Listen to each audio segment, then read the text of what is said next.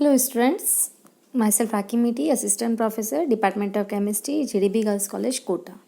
BSc part third, BSc part 2 में हमारा paper 3 है, उसके अंदर हम यूनिट सेकंड पढ़ रहे हैं, थर्मोडायनेमिक्स 2। उसमें हमारा टॉपिक है आज ताप व आयतन के फलन के रूप में entropy, entropy as a function of temperature and volume. हमने पहले बताया था कि एंट्रोपी जो है वो एक स्टेट फंक्शन है, उसका मान किसी भी शुद्ध पदार्थ के लिए 3 ऊष्मागतिकी चरांक PV/T में से 2 से निर्धारित किया जा सकता है। इस खंड में एंट्रोपी को ताप और आयतन का फलन माना गया है। तो S is equal to function of T and V। जब हम इसका पूर्ण अवकलन करते हैं तो ds is equal to delta S upon delta T V D T plus delta S upon delta V T D V. ऊष्मागतिकी के प्रथम नियम के अनुसार एक जो रिवर्सिबल प्रोसेस होता है उसमें dE इज इक्वल टू होता है Q रिवर्सिबल माइनस W, या Q reversible is equal to TdS और W is equal to PdV। तो dE is equal to TdS minus PdV। चूँकि आंतरिक ऊर्जा E भी ताप और आयतन का फलन है, इसलिए E is equal to function of T and V। तो dE is equal to delta E upon delta T V D T plus delta E upon delta T D V. dE का मान हम इसमें रखते हैं तो TdS minus PdV is equal to delta E upon delta T V D T plus delta E upon delta T D V, या ds is equal to 1/t delta E upon delta T V D T plus 1/t delta E upon delta T plus P D V. यह समीकरण दोनों entropy परिवर्तन T और V के रूप में प्रदर्शित करती हैं। दोनों समीकरण समरूप हैं तो इनकी हम तुलना करते हैं। Delta S upon delta T V is equal to 1/t delta E upon delta T V, या delta S upon delta T V is equal to CV upon T, या delta S upon delta V T is equal to 1/t delta E upon delta T plus P। चूँकि CV upon T का मान हमेशा धनात्मक होता है, अर्थात निश्चित आयतन पर ताप बढ़ाने से एंट्रोपी का मान बढ़ता है। एक परिमित ताप परिवर्तन के मध्य स्थिर आयतन पर एंट्रोपी परिवर्तन निकालना है हमें। तो delta S is equal to T1 T2 CV upon T dt। समीकरण 55 और 56 जो है आपकी, उसको रीअरेंज करने पे delta E upon delta T V is equal to T delta S upon delta T V, या delta E upon delta V T is equal to T delta S upon delta V V minus P।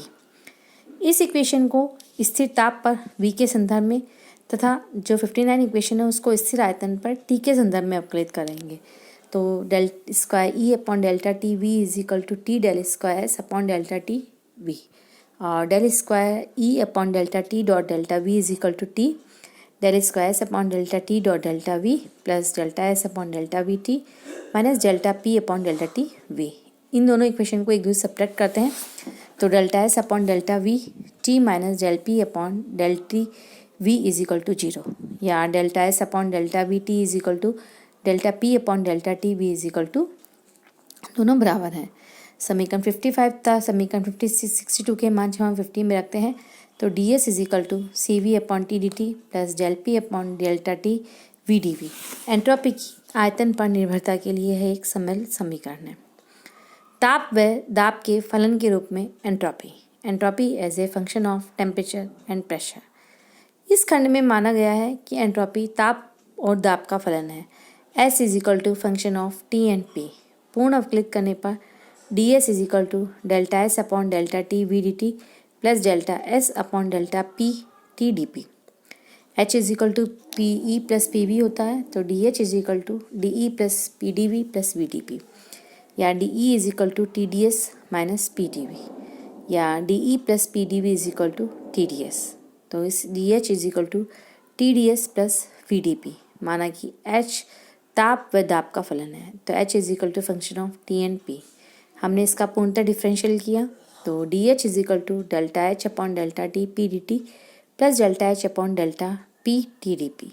दोनों values आप equation में बराबर कर देंगे तो DS की value आपकी यहाँ पे निकलती है 1/t delta H upon delta T P D T plus 1/t delta H upon delta P T minus V D P. दोनों इक्वेशन समरूप हैं 68 एंड 64। कंपेरिजन जब हम करते हैं तो delta S upon delta T P is equal to 1/t delta H upon delta T P, या delta S upon delta T P is equal to CP upon T, या delta S upon delta P is equal to 1/T delta H upon delta P T minus V. चूँकि Cp का मान हमेशा धनात्मक होता है, इसलिए निष्कर्ष निकल सकता है कि एक निश्चित दाब पर ताप बढ़ाने से एंट्रोपी का मान बढ़ता है। एक परिमित ताप परिवर्तन के मध्य स्थिर ताप पर एंट्रोपी परिवर्तन delta S is equal to T1 to T2 Cp upon T D T, या delta H upon delta T P is equal to T delta S upon delta T P, या delta H upon delta P T is equal to T delta S upon delta P T plus V. 73 को ताप के संदर्भ में और 74 को temperature के संदर्भ में जब हम डिफ्रेंशिएट करेंगे तो del square H delta T dot delta P is equal to T del square S upon delta T dot delta P, या T del square S upon delta T delta P plus del S upon del P T plus del V upon del T P. दोनों equation को subtract करने पे delta S upon delta P T is equal to minus का del V upon del T P. ये values आप put करेंगे तो D S की वैल्यू आपके पास आ गई C P upon T D T minus del V upon del T P D P.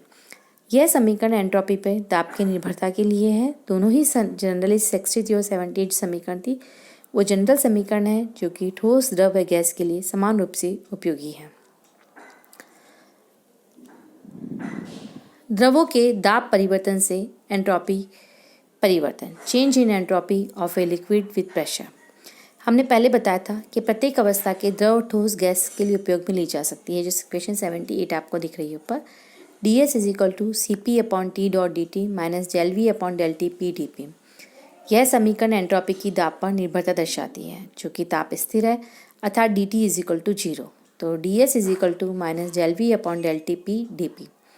इस समीकरण में del V upon del T P स्थिर दाब पर प्रसार गुणांक कहलाता है। परिभाषा के अनुसार delta V upon delta T P प्रति डिग्री ताप बढ़ाने पर आयतन में होने वाला परिवर्तन है। ठोस व द्रव के लिए इसका मान बहुत कम होता है। ठोसों में प्रसार गुणांक 10⁻⁴ केल्विन इनवर्स की कोटि का और द्रवों में 10⁻⁴ से 10⁻³ के इनवर्स की कोटि का होता है।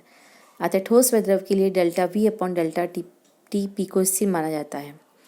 अब मान लीजिए कि द्रव पर दाब P1 से P2 बढ़ाया जाता है, तो जो एंट्रोपी परिवर्तन होगा वो होगा आपका del S is equal to minus का del V upon del T P is P1 से P2 डी पी। तो delta S minus delta V upon delta T P P2 minus P1 या डेल पी। चूँकि द्रवों के लिए del V upon del T P की कोटि 10⁻³ kelvin inverse होती है, अतः डेल्टा एस में 1 जूल केल्विन इनवर्स की कमी के लिए दाब को लगभग 1000 वायुमंडल बढ़ाना होगा।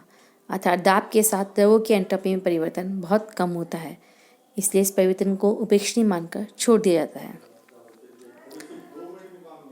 नेक्स्ट है एंट्रोपी की ताप पर निर्भरता, temperature dependence of entropy. Entropy की ताप पर निर्भरता को एंट्रोपी की परिभाषा से व्यक्त कर सकते हैं। माना कि कोई तंत्र ताप T एक अन्य चरांक आयतन V तथा दाब का फलन है। उत्क्रमणीय रूपांतरण में तंत्र की ऊष्माधारिता को निम्न प्रकार व्यक्त किया जा सकता है। CV is equal to D Q reversible V upon D T, या CP is equal to D Q reversible P upon D T, जहाँ पर डी क्यू रिवर्सिबल V और डी क्यू रिवर्सिबल P स्थिर आयतन और स्थिर दाब पर एब्जॉर्ब्ड एनर्जी है।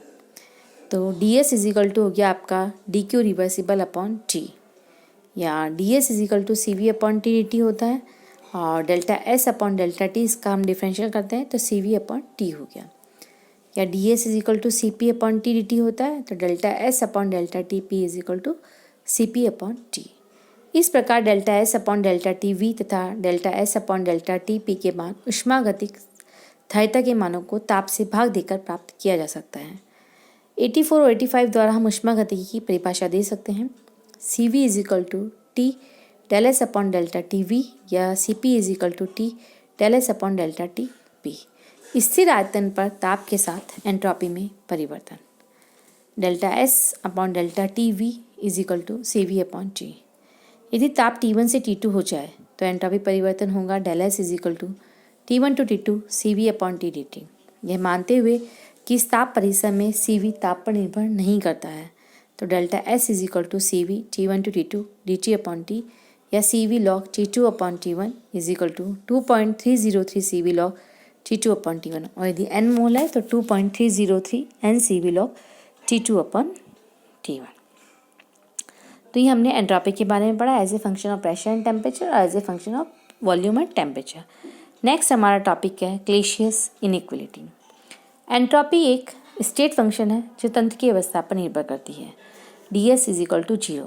यदि प्रक्रम चक्रीय है तो प्रक्रम A से पुनः B में और B से A में आता है, अर्थात A to B ds is equal to minus B to A ds, अर्थात B से A में जाने में एंट्रोपी परिवर्तन A से B में जाने के लिए एंट्रोपी परिवर्तन के समान होगा, लेकिन विपरीत चिन्ह वाला होगा और दोनों को जोड़ने पर शून्य होगा। यदि ये माना जाए कि परिपार्श्विक से हमेशा ऊष्मा का स्थानांतरण उत्क्रमणीय रूप से होता है, तो delta S system is equal to minus del S surrounding, या delta S total is equal to del S system plus del S surrounding is equal to 0। अतः किसी प्रक्रम की परिपार्श्विक व तंत्र की एंट्रोपी में कुल परिवर्तन शून्य होगा। इससे निष्कर्ष निकाल सकते हैं कि उत्क्रमणीय प्रक्रम में एंट्रोपी का केवल तंत्र और परिपार्श्विक के मध्य स्थानांतरण होता है, वह कुल एंट्रोपी परिवर्तन शून्य होता है। लेकिन यदि प्रक्रम A से B में अनुत्क्रमणीय रूप से परिवर्तन हो तो क्या होगा? इस प्रक्रम की कोई भी प्रकृति हो, लेकिन हम माने कि उत्क्रमणीय प्रक्रम B से A में परिवर्तन, तो इसे हम चक्र द्वारा प्रदर्शित कर सकते हैं। A से B reversible, B to A reversible, A से B irreversible, B to A reversible. तो DQ irreversible upon T is equal to A to B DQ irreversible upon T plus A to B DQ reversible upon T। लेकिन अनुत्क्रमणीय प्रक्रम के लिए DQ irreversible upon T is less than 0 होता है, तो इससे A to B DQ reversible upon DT is equal to A to B DQ reversible upon DT। अब DQ reversible upon T is equal to DS, तो इसका मान हम 0 रखने पे DQ reversible upon DT is equal to A to B DS, या DQ reversible upon DT is less than del S A B. तो delta S system is greater than Q reversible upon T। Delta A से B प्रक्रम के A से B में जाने पर entropy परिवर्तन है। इसे हम क्लेशियस इनइक्वलिटी कहते हैं, जो कि वास्तविक बदलाव के लिए आवश्यक आधार है, तथा किसी अनुत्क्रमणीय बदलाव के लिए महत्वपूर्ण संदर्भ है। क्लेशियस असमानता का विलगित तंत्र पर उपयोग। Clausius inequality applied to an isolated system. विलगित तंत्र के किसी भी परिवर्तन के लिए DQ irreversible is equal to 0, तो क्लेशियस असमानता समीकरण का उपयोग करने पे del S A B is greater than 0, या del S A B is equal to 0। अतः विलगित तंत्र में वास्तविक बदलाव के लिए एंट्रोपी का मान धनात्मक होना चाहिए, अर्थात विलगित तंत्र में स्वतः परिवर्तन के लिए प्रक्रम की एंट्रोपी बढ़ेगी। जब तक परिवर्तन चलता रहेगा एंट्रोपी का मान बढ़ता रहेगा और साम्यावस्था पर एंट्रोपी का मान मैक्सिमम होगा। क्लेशियस असमानता का तंत्र व परिपार्श्विक पर उपयोग। Clausius inequality apply to systems and surrounding. Del S A B is greater than A to B DQ irreversible upon T, या del S A B is greater than Q reversible upon T। Delta S system is equal to del S system plus del S surrounding is greater than equal to 0। जहाँ समानता उत्क्रमणीय परिवर्तन को प्रदर्शित करता है, जबकि असमानता अनुत्क्रमणीय परिवर्तन को प्रदर्शित करती है। लेकिन वास्तविक प्रक्रम अनुत्क्रमणीय प्रक्रम के होते हैं, अतः इनकी एंट्रोपी बढ़ती है, अर्थात उत्क्रमणीय प्रक्रम में एंट्रोपी स्थिर रहती है, जबकि अनुत्क्रमणीय प्रक्रम में एंट्रोपी बढ़ती है।